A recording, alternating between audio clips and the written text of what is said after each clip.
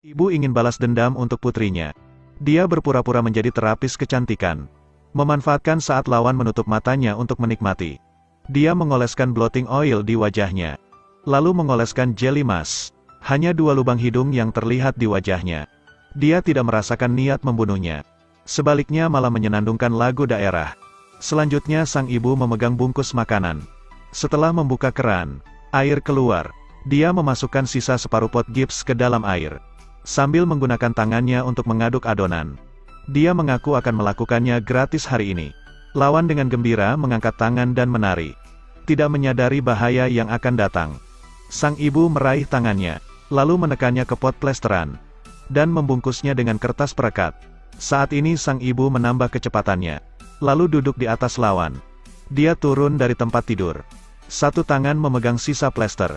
Lalu langsung menuangkan semuanya ke lubang hidung sahabatnya. Sahabatnya tidak bisa bernafas. Dia terus meronta, tapi karena kesulitan bernafas, sehingga dia cepat pingsan. Sang ibu kemudian dengan paksa meremas leher sahabatnya. Ingin dia berhenti bernafas lebih cepat. Padahal dia bertindak hati-hati, tapi staf di luar bergerak. Dia segera datang untuk memeriksa. Ibu bersembunyi di kolong tempat tidur. Staf mengira telinganya bermasalah. Namun kamar sebelah mengeluarkan suara yang memekakkan telinga. Segera setelah itu, mereka menemukan tubuh korban. Sang ibu mendengar teriakan panik. Dia sangat puas, karena sahabatnya memang pantas mati.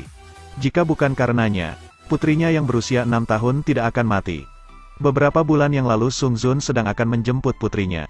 Namun seseorang menghalangi jalannya. Melihat putrinya hendak pulang sekolah, dia harus menelepon sahabatnya untuk menjemputnya. Namun sahabatnya ingin berpacaran dengan pacarnya. Ia menelantarkan putrinya di jalan. Setelah itu putrinya hilang. Setelah polisi menemukannya, putrinya telah menjadi mayat. Kini matanya mulai dipenuhi dengan niat membunuh.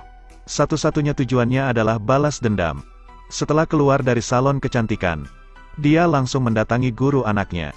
Saat ini di toilet dia memukul siswi lain. Hanya karena menolak untuk patuh. Ia dipukuli tanpa ampun oleh gurunya. Saking tidak puas, dia membawanya ke kamar mandi. Menutup pintu dan mulai menyiksanya. Saking takutnya dia sampai gemetaran. Melihat adegan ini Sung Jun tiba-tiba teringat. Sebelumnya guru memukul anaknya seperti itu. Tapi gadis ini adalah korban berikutnya. Sung Jun memutuskan untuk membasmi hama ini. Saat gurunya pergi, Sung Jun membantunya membasuh wajahnya. Lalu mengatakan padanya untuk tidak menangis lagi. Setelah mengatakan itu, ia membawanya keluar. Saat jam pulang, dia membawa tanda jangan ganggu. Meletakkannya di depan pintu kamar mandi. Lalu dia mendobrak pintu. Tak lama pintu toilet dibuka. Dia terus menyiksanya tanpa membiarkan guru bereaksi.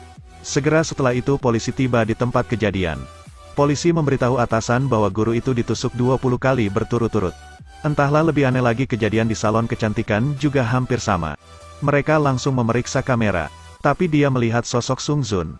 Sepertinya dia tahu polisi akan mengawasi kamera. Jadi dia mencoba memprovokasi mereka di depan kamera. Melihat tongkat di tangannya, tiba-tiba ia teringat sesuatu. Ketika anaknya masih hidup, dia sangat menyukai karakter seorang putri. Dan di tangannya adalah mainan yang paling disukai putrinya. Sepertinya Sung Jun yang menyebabkan semua ini. Tapi Sung Ho tidak tahu rencana balas dendam Sung Jun baru saja dimulai. Karena ingin balas dendam untuk putrinya, Sung Jun kemudian mendekati gundik sahabatnya. Dia duduk di dalam mobil mewah. Berusaha sekuat tenaga untuk memamerkan pesonanya. Hati orang kaya yang duduk di sebelahnya mulai membara. Keduanya terus berbicara. Sangat cepat orang kaya itu mulai beraksi. Sung Jun meresponnya dengan baik. Dia juga memanfaatkan kesempatan ini untuk pergi minum-minum dengannya. Malam itu Sung Jun membuatnya mabuk. Keduanya kemudian saling berpelukan dan kembali ke mansion. Tinggal di ruangan yang penuh gaun pengantin. Orang kaya berkata, jika kamu baik, kamu akan terluka. Jika kamu jahat, kamu akan dihukum setiap hari. Sung Jun berpura-pura setuju. Apapun yang Anda katakan, saya siap. Kemudian dia mengeluarkan botol racun dari tasnya. Mengatakan bahwa meminum botol ini akan membuatnya sadar. Setelah mendengarkan itu, dia segera meminumnya. Detik berikutnya Sung Jun menunjukkan wajah seram. Dia mengatakan, bagaimana perasaanmu sekarang? Apakah perutmu seperti terbakar? Benar saja orang kaya itu mulai kesakitan. Kemudian jatuh di tempat. Sebelum meninggal dia melihat Sung Jun memberikan kaset. Di rekaman itu ada suara putrinya. Apakah kau mengenal suara ini? Apakah kau yang menyuruh sahabatku untuk mengusir putriku hari itu? Melihat orang kaya itu tak lagi berbicara, dia tertawa bahagia. Saat polisi menemukan korban, ditemukan gaun pengantin melilit tubuhnya. Di keningnya terdapat gambar khusus yang sama seperti kasus sebelumnya. Pembunuhan berantai ini menarik perhatian besar dari polisi. Tapi mantan suaminya tidak tega mengungkapkan semuanya, dan memutuskan pergi mencarinya sendiri untuk bernegosiasi. Keduanya berbicara lama sekali, mencoba mengumpulkan kesaksian mantan istrinya. Tapi dia tidak menunjukkannya, hanya bisa menonton dan pergi. Hatinya masih dipenuhi kebencian, motivasi hanya untuk balas dendam. Target kali ini adalah supir taksi di depannya.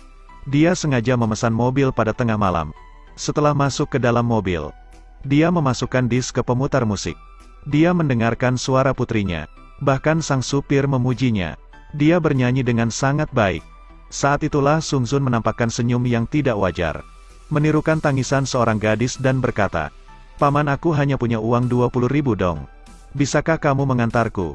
Sopir ketakutan setelah mendengarnya. Mungkin gadis ini mengalami gangguan jiwa. Dia langsung turun dari mobil, lalu membuka pintu seberang. Dia ingin mengusir Sung Jun dari mobil. Tetapi dia mengeluarkan senjata biusnya dan membuat pengemudi pingsan.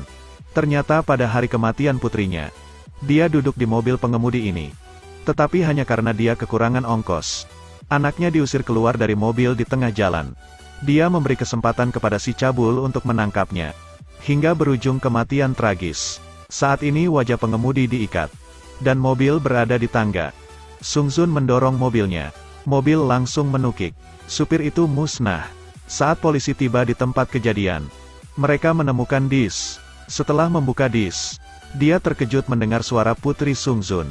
Ternyata pembunuhnya adalah mantan istrinya Sung Jun. Segera melaju pergi, karena tahu target selanjutnya adalah seseorang bernama Hyo Jun. Karena pada hari itu dia mengalami kecelakaan lalu lintas yang disebabkan olehnya. Tapi dia juga sengaja mengulur waktu agar Sung Jun tidak bisa menjemput putrinya. Tapi sekarang dia menyelesaikan riasannya lalu masuk ke mobilnya. Berkat penyamarannya yang bagus, lawan tidak menyadarinya sama sekali. Dia mengeluarkan pisau dari sakunya dan dengan cepat membawanya ke jalan. Saat polisi muncul hanya tersisa mobilnya saja. Jika terus seperti ini, kejahatannya akan menjadi-jadi. Ia memutuskan untuk memeriksa berkas perkara putrinya. Mendeteksi orang yang relevan. Saat ini hanya tersisa satu orang. Pengacara Kim kemungkinan besar korban selanjutnya. Berdasarkan bantuan dari pengacara ini, pembunuh itu membunuh putrinya. Dia lolos dari kematian berkat diagnosis kejiwaan. Akhirnya hanya dibawa ke rumah sakit jiwa. Saat ini segera dilaksanakan rencana mendekati pengacara. Setelah minum mereka kembali ke vilanya. Tiba-tiba pengacara menarik tangan Sung Jun. Melihat gadis cantik di depan matanya, dia ingin bermain-main dengannya. Menyadari bahwa waktu tidak banyak, Sung Jun langsung mengeluarkan tongkat untuk melumpuhkan pengacara. Tetapi kali ini dia tidak membunuhnya, namun ingin menggunakannya untuk menjalankan rencana besar. Lalu mengambil botol untuk menjatuhkannya. Sung Jun memasukkannya ke dalam kardus. Tapi dia tidak menyangka bahwa di tengah malam ada dua gadis kecil berdiri di lift. Saat ini kakinya tidak berhenti bergerak. Gadis yang berdiri di sampingnya melihat pemandangan itu. Seketika menjadi sangat ketakutan. Menyadari dia akan terungkap, Sung Jun mengatakan bahwa dia agak sibuk. "Biarkan aku pergi lebih dulu." Lalu dia menekan tombol untuk menutup pintu lift. Meninggalkan dua anak berdiri di luar. Gemetar ketakutan. Dan orang di dalam kardus belum putus harapan. Mencoba mengirim sinyal untuk bantuan. Melihat kardus bergerak, dia segera membawa kardus itu ke tempat parkir di basement. Lalu membuka kardus itu, dan mendorongnya dengan kuat, menyebabkan pengacara dan kursi menabrak ke tembok. Dia pingsan. Tapi meski begitu Sung Jun masih belum puas. Pengacara In rakus akan uang. Dia menerima pembelaan bagi yang membunuh putrinya.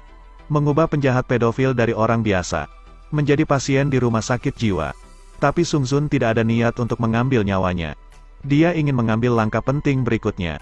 Selanjutnya dia menelepon mantan suaminya untuk menceritakan seluruh kejahatannya. "Jika Anda ingin menyelamatkan nyawa pengacara Anda harus segera pergi ke pantai." Sesampainya di pantai mereka langsung mengenalinya. Disinilah polisi menemukan jenazah putrinya. Memikirkan kematiannya secara tragis. Dia juga ingin membalaskan dendamnya. Tapi dia adalah seorang polisi dan harus menghormati hukum. Tak lama kemudian ratusan polisi diberangkatkan. Ada juga wartawan yang berlarian untuk meminta informasi. Tempat kejadian saat ini tiba-tiba menjadi sangat ramai. Pada saat itulah suaranya terdengar dari pengeras suara. Dia memberitahu semua orang bahwa hari ini adalah hari ulang tahun putrinya. Lalu ada pengacara yang digantung. Dan Sung Jun sendiri mengakui bahwa dia adalah penyebab semua ini. Dia memegang pengeras suara, mencoba untuk menghentikannya. Namun Sung Jun mengatakan bahwa dia adalah teman dekat seorang polisi. Tetapi nyawa putrinya tidak bisa diselamatkan. Jadi dalam kapasitas apa Anda menasihati saya? Perhatikan baik-baik tempat ini. Putri saya dibunuh di tempat sampah ini. Tapi pelaku masih aman di rumah sakit jiwa. Di mana keadilan itu? Setelah berbicara dia menjatuhkan pengacara. Pengacara jatuh dari ketinggian ratusan meter. Semua orang bergegas membantunya. Saat itulah dia menekan tombol untuk menaikkan derek. Dia menikmati penderitaan pengacara. Tapi beberapa detik kemudian dia menangis. Juga menirukan suara putrinya dan terus mengerang. Ayah, aku takut. Ayah, aku tidak bisa melihatmu. Aku takut sekali, ayah. Sung Ho mendengar kata-kata itu. Tiba-tiba air matanya jatuh. Dia tahu Sung Jun menderita skizofrenia.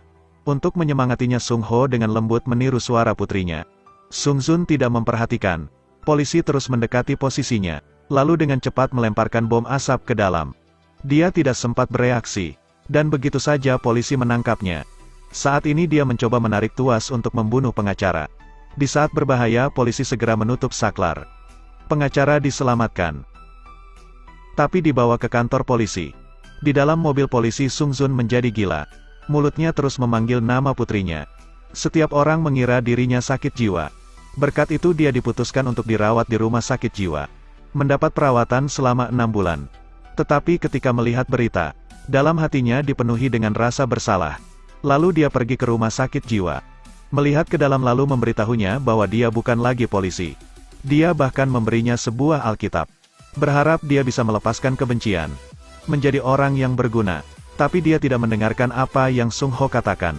Membayangkan jalan balas dendamnya sudah berakhir. Malam itu ketika dia membuka Alkitab. Dia menyentuh sebuah pisau. Dan segera mengerti pikiran mantan suaminya.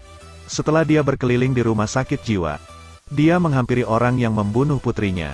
Sung Jun mengeluarkan pisau yang telah dia siapkan. Lalu menusukkan ke leher si cabul.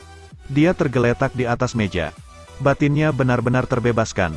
Dia memutuskan mengangkat pisau untuk mengakhiri hidupnya sendiri. Balas dendam dianggap selesai. Sekarang tinggal pengacara. Tapi Sung Ho segera mengincarnya. Dia meniru Sung Jun menempelkan gambar putri di setir korban. Sung Ho diam-diam mengejarnya. Memutuskan untuk menilai nasib pengacara yang tidak manusiawi. Cerita pun berakhir. Terus ikuti Edelweiss Review untuk mendapatkan update cuplikan film terbaru.